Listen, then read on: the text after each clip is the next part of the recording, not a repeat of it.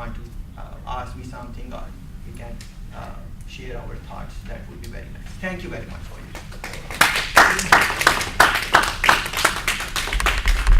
We'd like to thank Mr. Ahmad. He has already opened the floor to questions, to comments.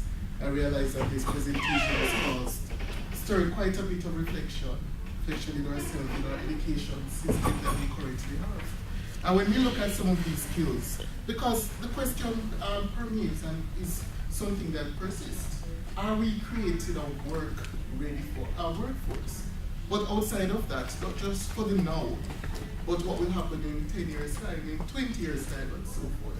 So we look at some of the skills that he has already spoken of, among others that he will publish at another time. But I'd like to now open the floor for any questions, any comments that you may have from the presentation to present. And I'd probably like to even start with that question myself while I allow some of our attendees to think. But I'm just thinking, how do we manage the change to incorporate this sort of thinking into our education system? We have, our education system is one of the oldest ones that we have. We have people who are rigid, people who think a particular way. And this is not just for higher education, but it's something that has permeated and exists throughout our education system. So from early childhood, from primary education, we have people who we teach to recite and recall. So if you're able to do that, you're considered bright. If you're not able to do that, you are sent elsewhere. So how do we change this mindset? How do we manage this change? Because people will be resistant towards this sort of change. Very true, very true. I totally agree with this, very relevant. I would want to make some comment on that. I was reading some of the articles of Professor Cotter, who is an expert in change management in this area. And the first thing he said that if you are in that type of situation, the first step is to make it urgent. You have to make all stakeholders understand that this is an urgent situation. This needs to be dealt right now. Yeah. So that is how you can start that change process. And of course, a change for it to become permanent and become it as a habit, it is going to take some time and resistance would be faced. But we have to ask ourselves, if we do not give it the status of urgency, then what would be the downfall for that? Downfall would be that we would have a workforce which is not very applicable in the future of the world. So we need to take our move over there. Do we want to make it urgent? If we don't want to make it, what is the downfall of that? Yes. Good morning, my name is Anderson. I'm from Barbados. And I'll follow on from his question though, and I'm thinking of a person a little differently. So say I've been around a while, so I've seen a lot of changes. Oh yes. As a parent, if I'm a parent now, and I can see that the education system is not moving in that direction anytime soon, how can I as a parent get that process moving, say, for my children? Because I can see it, and I can see the education system are not seeing it. What steps can I take to channel and say young people into that direction in terms of creativity, innovation, critical thinking? What can parents do?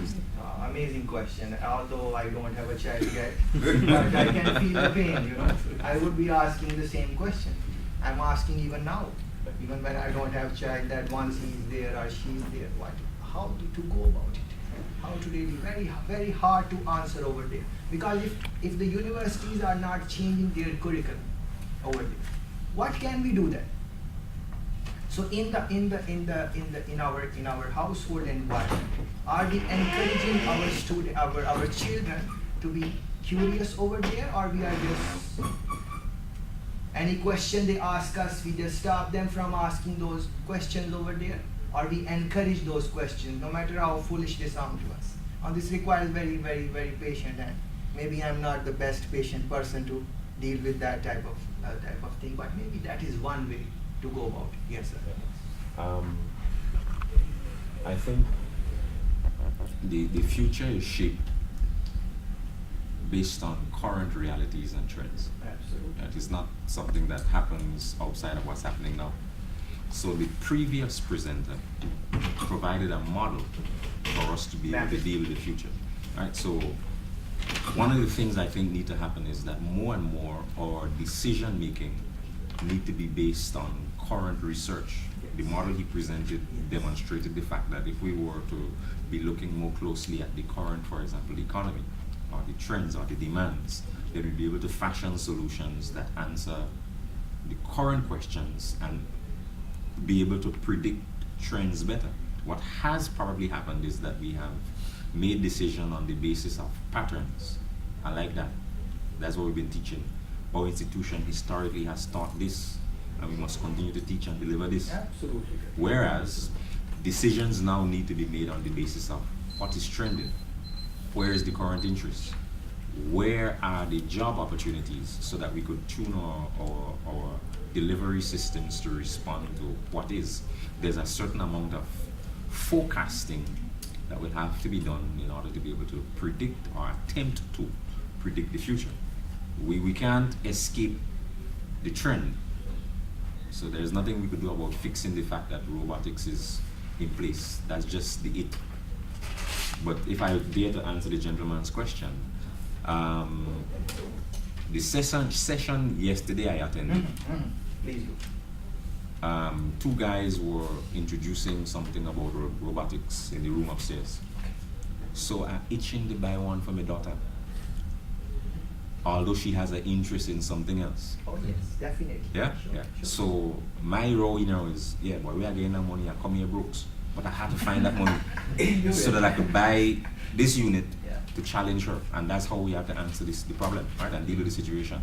That we, the parents, have to become the change makers. Oh, yes. Because there isn't some school that will fix my yes. family's problem. Oh, yes. They don't even understand the scene themselves. Oh, yes. So when we become aware of what is the issues, we have to be the change makers and introduce as best we can those solutions, and also provide beyond our household, within the communities and our spheres of influence, the opportunities that would give people that new vision. So all of us should go back home and start telling young people, see this robotics thing, take it easy, take it serious, and begin to learn. I would like to thank you. You have very nicely summarized and extended the conversation over there. And as you are saying, making it urgent for you. You have to find money to do whatever you have to do, robots and those. Look at the drones. Drones are coming in my mind. Yeah. How they are taking pictures and making some transformation over there. Yes, yes. Powerful discussions. As we spoke, I'm Kenra Wall, the Spring Training Institute, and I reflect on my students. I reflect on students who are part of CTA or part of TVET system, and you would realize one of the struggles we were having was to get our students to think critically, to do self-reflection, Oh yes. to problem solve. We realized that students don't like to read. So we decided, well, we have to get them into technology, Well, let's get them on the Edmodo platform. Let's put up the assignments and let's put up the presentations. Instead of them doing a paper-based project, well, give us a video presentation. That's the only way we started to find them thinking, how am I going to do this presentation? If I have a hiccup, how am I going to solve it? What is my backup plan? And it's so integral now because that's where TVET wants our students to have the employability skills. You have to think critically. You have to do this. Well, I got a curriculum. Professor Nadi says, listen, Art wants this, but in 6 months, it's often difficult to get a student to just think critically. Well, you have to find a way to get them a little longer in the system. So yes, you do the assessments, but you still have some more work to do in order to get that certificate. You have to do some additional work. Definitely. I totally agree with our friend over there and want to re-emphasize on one of the pointers which he made. Students are not reading. They are really not reading. Not reading at all. They just come to class at the end of the semester they want to know, tell me 2-3 chapters which I can prepare for and take exam. This is the reality, like it or don't like it. Maybe when I was a student myself, I am still, maybe I am doing the same thing also. And this is not the right thing to do. If you are not reading, how you would know what is happening in the environment over there? On Thursday, I had a class, International Business Management class, and I told them about 3D printing. And one of my students asked me, how do you know about this? She really asked me, how do you know about this? And I stopped the conversation over there and I told the class that, see, she's thinking. She wants to know how I learned this, so she can learn this too. I told her by reading. Now you need to know what to read. There's so much material on internet over there, so you need to find. So I told her that these are the magazines I read frequently, and that is how you learn over there. One of the skills I mentioned over there is lifelong learning over there. I did not speak about that, but it was over there. Learning on your own.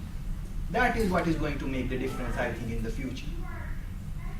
If a student cannot learn on their own, no matter how hard you try with your children over there, how hard you are trying to find money and everything, resources, robotics and whatever, if the person don't have that curiosity, that hunger, that thing that you can't sleep in the night, that I'm not learning what I want to learn, won't happen over there. So at the end of the day, yes, academics, university, governments, everyone is stakeholder over there. But we need to, in our young ones, we need to put that hunger. And you need to know where the world is going. Now, in your transformative years, not once you have done your bachelor's. That is maybe too late. Maybe too late. Yeah? So, yes. Thank you very much for your comments, and I really thank you. And we thank Mr. Ahmed.